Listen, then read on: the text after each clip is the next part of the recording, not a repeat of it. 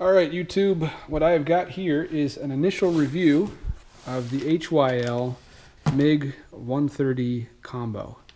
I didn't find any reviews on YouTube or anywhere else on this welder.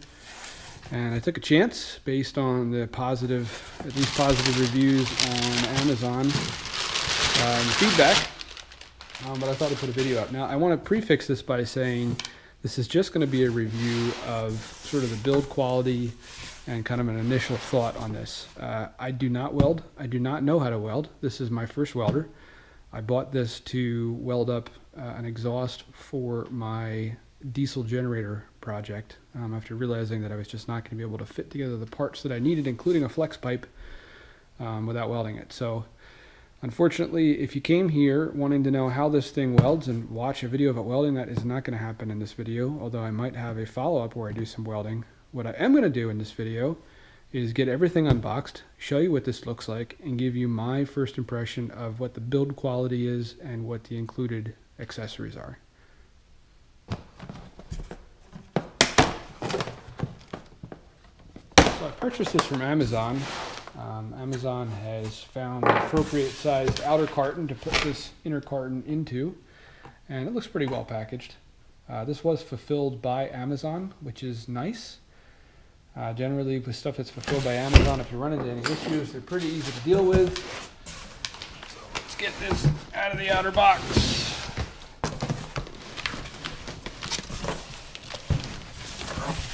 This company HYL, and from my research on welders, definitely seems like kind of an up-and-comer, I guess you could say, in the Asian market. They don't have the type of following that like an Everlast welders has, but honestly, looking at the reviews and looking at other stuff I've seen, the build quality seems fairly comparable. And I tell you, I mean, this thing, I want to say this was $249 when I bought it. And again, this is the HYL, I don't know if that's HYL, but HYL Mig 130 inverter multi-process welder. So this does specifications here. So this does MIG, TIG, and stick. But from what I understand, this says, DC TIG. So again, I'm very junior to welding, but from what I understand, if you're serious about TIG, you probably want to do AC TIG. I don't plan on using this machine for TIG at all. I wanted something for a fairly low cost that I could use for flux core MIG for this exhaust, and then also to learn some stick welding on. Also worth noting, this is a 110 or 120 volt unit only. This is not dual voltage. It's only going to run on a standard 110 volt outlet. That's okay.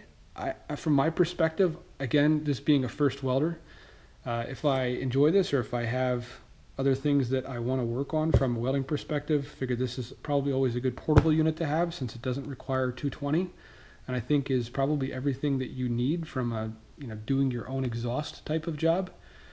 But I think anybody is probably going to want a larger, more full-featured welder if they get serious about doing stick or TIG. TIG for sure, since this does DC only and does not have any fancy settings like high frequency start or any of that other cool stuff. I also looked at there's a whole bunch of different welders on Amazon that are sort of MIG 130 or 130 amp MIG welders, and most of them really look like garbage. The reviews are still halfway decent on them, but they don't look like something I would want to be using outside of maybe just completing one project and suffering some pain along the way. This one really looked like a pretty nice unit for a 110 only unit. It has adjustability for your voltage as well as your amperage, and being an inverter unit, I expect this is going to work a lot better for flux core MIG than the $100 130 amp units. So I know I'm talking, not unboxing. Let's get this thing opened up.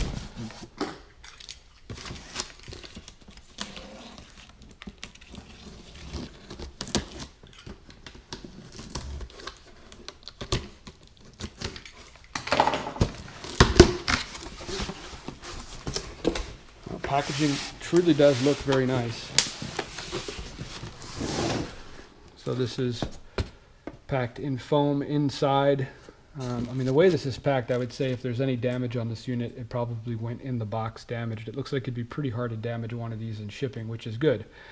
I've bought some sort of industrial equipment like this on Amazon before. In fact, probably the worst thing was a big AGM battery, and the thing was just in sort of a double cardboard box. I think the first one was badly damaged. I sent it back. The second one was also damaged, and at that point they gave up and just refunded my money on the battery and said keep it, and I was able to repair the case enough that I trusted to use.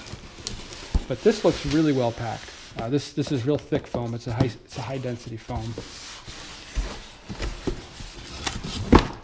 It's probably accessories.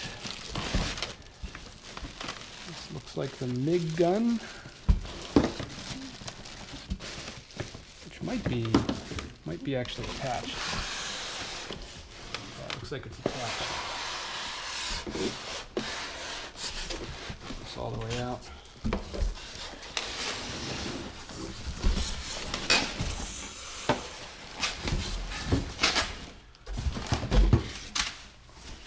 There's silica gel packets inside to dry. This is the front of the unit.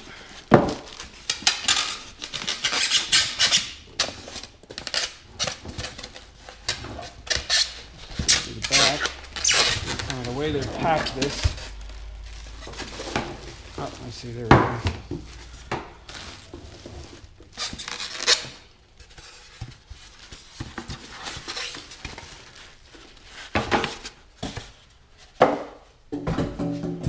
All right, so first thoughts are the weight of this unit is kind of nice.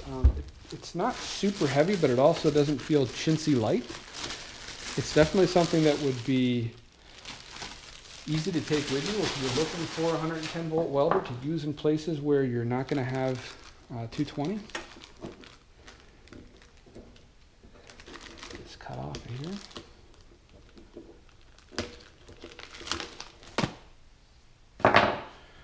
Get you a better angle. And I mean, honestly, this stuff looks perfectly serviceable. Nice thick power cord. I'm imagining, given the amperage rating, this is probably going to be a 12 gauge.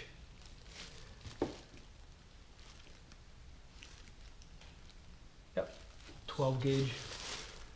So even though you can use this on 110, and one thing you want to keep in mind is you're going to need a beefy power cord if you want to use this on an extension cord. I would recommend either a 10 or a 12 gauge power cord so that you don't have any voltage drop.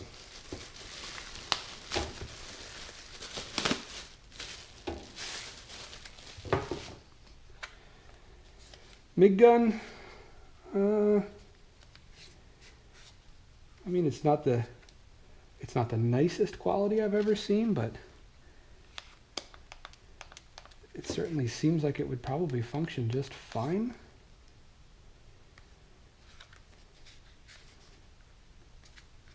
Stiff, I don't see it separating anywhere. I think that's probably a glass fiber plastic. And oh, I should mention, if you're not familiar with the specs of this welder, so this does, even though I bought this just to do flux core MIG, this does actually do gas, and this should include a regulator in the accessory pack here as well. So if you want to use this with gas, you can. I was originally looking at one of the nicer Everlast welders that I thought would be sort of a buy it once type tool rather than starting small, and what I ran into is the cost to get the tank for the gas and then to maintain the tank, as in be able to refill it, kind of seems like a big hassle for somebody that is going to be a hobby welder and, you know, weld at most a handful of times a year. The tanks are not cheap, and apparently it can be a big pain to refill them locally if you don't get the tank from the place that you want to refill it at, or you don't lease a tank from them. To me, it looked like it worked out to be, no matter which way you slice it, probably around $100 a year for the tank and the gas for somebody like myself that's probably only going to weld on rare occasions. I didn't like that. I mean, this whole unit was only $249. I can't see kind of spending $100 a year just to have the ability to use gas. If I get into welding, certainly. And I like that I can use gas in this unit before I step up to a better unit. But for now, I plan on just using this for flux core MIG. Be careful, the nicer units, like the Everlast I was looking at, I can't remember the model number, it was 1249 for that one, did not come with the necessary feed wheels and or the right gun to use with flux core MIG. So if you buy one of those nicer machines thinking, oh, well, I'm going to get started with flux core MIG and then maybe I'll move up to stick or TIG, be careful, because it might not include the things that you need for that very entry-level flux core MIG work without gas. So just something to think about. All right, let me get this to the side and we'll get looking at the accessories. So apologies, I had to re-record the audio for this section. When I imported these clips into Premiere, for some reason the audio for this video was corrupt and just kept repeating the same short section over and over again. I'm not sure what happened. But what I'm doing here is taking a look at the included accessories for this machine. And the first bag here is the gas hose that you'd run from the regulator over to the back of the machine. And it's pretty nice hose. It's not the really cheap plastic stuff that sort of has that stiff feeling to it. I believe it's a vinyl material, but it was pretty cold in my shop when I shot this, and it had a good amount of flexibility and would return back to its original shape quickly. I mean, in short, it looks like it's more than up to the task, and it is a reinforced material as well. I don't plan on using gas with this machine, at least anytime in the foreseeable future, but it's nice to have it. And I'm of course going to keep all these accessories together, so if I do choose to use this in the future, I've got it. The next thing here is a bag of just miscellaneous pieces. There's 2 hose clamps for that gas hose, one for the regulator side and one for the back of the machine. There's a single piece of tungsten in there for the Tig Torch, which kind of surprised me. I thought I had read in a review that this does not come with any tungsten, but it actually does have a single piece in there, and it's painted red at the end, which I believe denotes the type of tungsten it is. I don't remember offhand which one that is.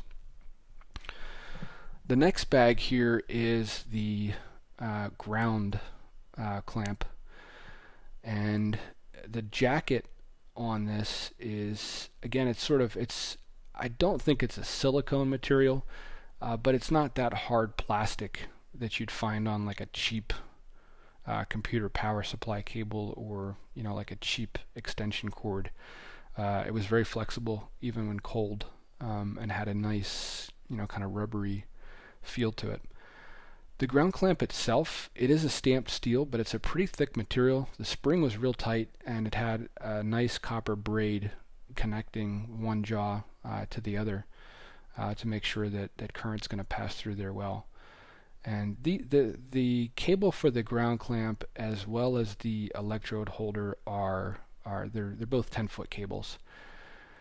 So this is the electrode holder coming up, and this is the same jacketed material as the ground cable, also 10-foot, and the connector on this as well as the ground clamp is a standard DINS style connector. So if you wanted to go with a better ground clamp or a better electrode holder in the future, you've got that option.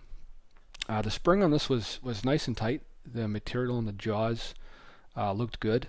Again, I don't have a lot to compare it to, but it looked well constructed. I didn't have any concerns. I think for a welder starting out, there's absolutely nothing wrong with this.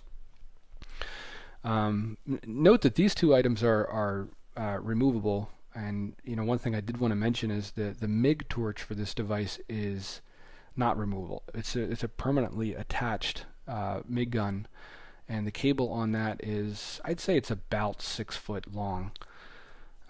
What I've got here is the Tig Torch, and You know, this was probably one of the nicest pieces of equipment that comes with this machine, which I find kind of surprising, because I don't see that many people that are buying this welder using it for TIG. I think anyone that's serious about welding is probably going to pick up a machine that does AC and DC for TIG, and might have some start features to make welding easier. And this Tig Torch is really nice. It's probably the nicest build quality of all of the accessories that came in this kit.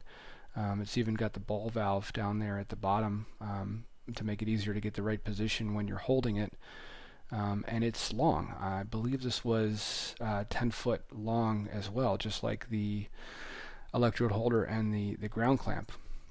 It's also got a little storage section in there. I'm guessing that's probably for additional tungsten rods, although I didn't get a great look at it.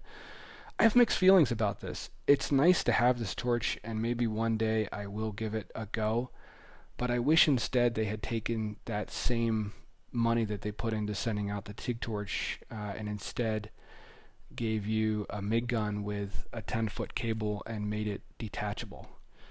You know, it's a tough one. On the other end, I guess, are you really ever going to buy a nicer Mig Gun for this machine, or are you going to get a different welder, and have all individual accessories that are more to your liking? This last accessory bag here is a size 5, 6, and 7 TIG cup, as well as all of the consumables that you need for the Tig Torch. It looks like there's 2 copper pieces that tighten down on that tungsten, as well as there's a threaded copper piece in there as well that also goes to the Tig Torch. So basically this setup includes everything that you need to start welding, other than actual welding rod or a spool of MIG wire, which again at this price point I think is pretty impressive. Got one more box of stuff here.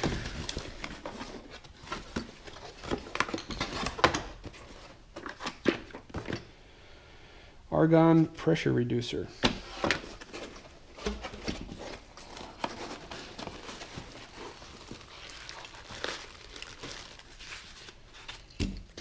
And that is exactly what it is. Gas fitting.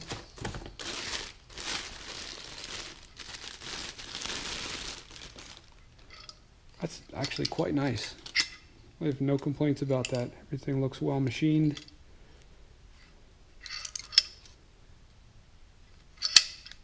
Yeah, I won't be using this right off the bat, but I don't see, make sure you get a good view of it. I don't see any issues with this. It looks quite nice. So unfortunately, another section of botched audio here. What I'm doing here is just taking a look at the Mig Torch and seeing what it comes with. As I mentioned before, it's a 6-foot cord on this, and it's not a removable torch. It's permanently attached. And the tip that they're giving you in here is a .030. And the end piece here is it felt like solid copper, and it's got some sort of a lining in there. So if you're looking to just get the minimum amount of stuff here and to get started welding, it is an .030 tip that this includes. So you'd want to pick yourself up a spool of .030 wire. You can get .035 tips as well, but be advised that none come with it. So if you want to do .035, you got to get yourself a spool of .035 wire as well as an .035 tip. All right, let's get a look at the feed mechanism on this.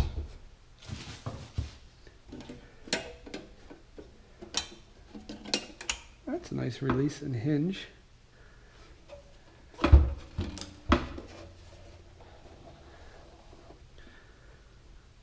Mechanism on this looks fairly straightforward. Spool holder, it's plastic, and it's glass fiber, just based on its texture. A washer, a spring, and that comes off to put your spool on. Got nothing fancy, but everything looks fairly well molded and well made in here.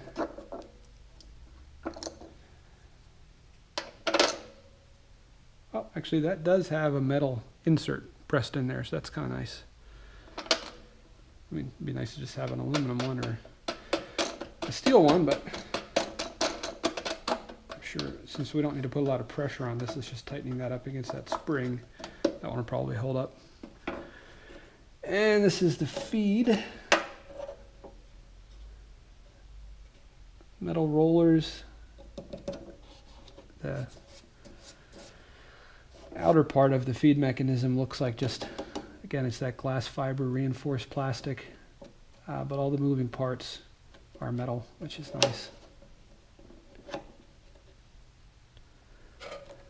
All right, let me get my mess cleaned up here, and we'll get this thing plugged in and turned on. Alrighty, I've taken a gander at the manual and gotten this plugged in, so let's flip it on. And the display flashes until it finishes booting up. And once it's booted up, you'll see on the display here, we have 4 buttons: mode selection, wire check, VRD, and then sort of 4 arrows kind of all in a circle. The mode selection is what lets us select whether we're going to do stick, lift, TIG, or MIG. And it's displaying right now we are in stick.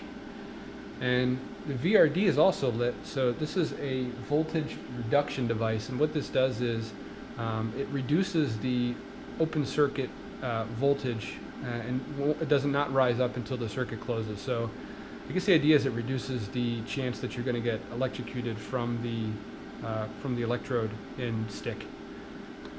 And you can turn that on and off. And on the low side in stick it does 10 amps. And on the high side, as we expect, 130. And this is infinitely adjustable, so if I want 117, I can get exactly 117. I want 85, I can get 85. Same adjustability in TIG. The VRD only applies in stick, but in TIG we have the same amperage adjustment range, 10 amps, up to 130 amps on the high side.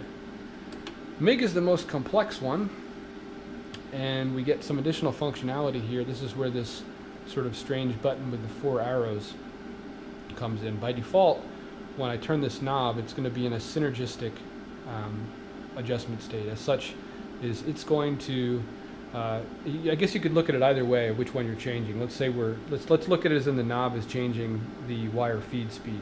Then this is in meters per minute. So at 2 meters per minute, it's suggesting that we have 15.3 volts of power. And as I ramp up my wire feed speed, let's say up to 4 meters per minute, it's going to give me 17.1 volts. And if I go all the way up, the maximum is 8 meters per minute, and it's going to give me 20.7 volts. Now that, as I understand, should work for most materials. So as in, if you're welding a really thin material and you crank this down, the voltage that it's giving you should match the wire feed speed. If you want to adjust that, if you push this button and turn this knob, what it's actually doing now is the number on the right is showing us how many volts plus or how many volts minus the above or below the synergistic setting. So if I turn this to, I can turn it, the maximum is 5. So if I turn it to 5 volts and now go back, now we're getting 20.3 volts at 2 meters per minute. So I guess it kind of would have been nice if they just made both numbers infinitely adjustable, but at the same time, I don't see why you would need more or less than 5 volts in either direction of the suggested synergistic setting. That actually, I think, gives you optionality, I think, to make any adjustments you're going to need to for any strange welds. So if I take this back up to 0, and go back, we can see the whole range here. And it is adjustable to that plus or minus at the limits of the range as well. So right now it's saying 20.7 volts. If I go back in here and turn this up, you see now we can get 25.7 volts at that same 8 meters per minute feed rate. And on the bottom end,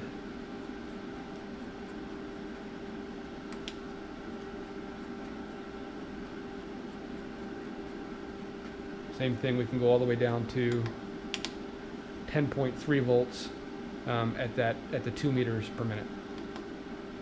Just put this back at 0. And we do have one more adjustment in here, and that is we can adjust the inductance plus or minus as well in Mig mode. Took the side panel off to get an idea what this looks like inside. It's just a couple of screws to remove, no seals to break or anything like that. And I'm not going to take it apart any further. I could see if I take the other side cover off, all I'm going to see is the back of that circuit board anyway. Looks to get any further into this, I'd actually have to take apart the whole feed mechanism and this panel here, which I'm not willing to do, and I don't think there's any point in doing that anyway. I can tell you, from what I can see in here, the quality of the components and build looks pretty good. I don't see anything that looks like cut corners or is chintzy. This is a current transformer here on the positive lead that allows the circuit board to read back the amount of current that's actually being drawn through that positive lead. And I can see there's a big copper L bar there that connects to the negative side. Some pretty big capacitors, inductors. Yeah, I mean, nothing about this scares me. Again, is it the best build quality I've ever seen? No. Is it pretty good? Yeah. Everything's tied off. Again, I don't see anything that scares me.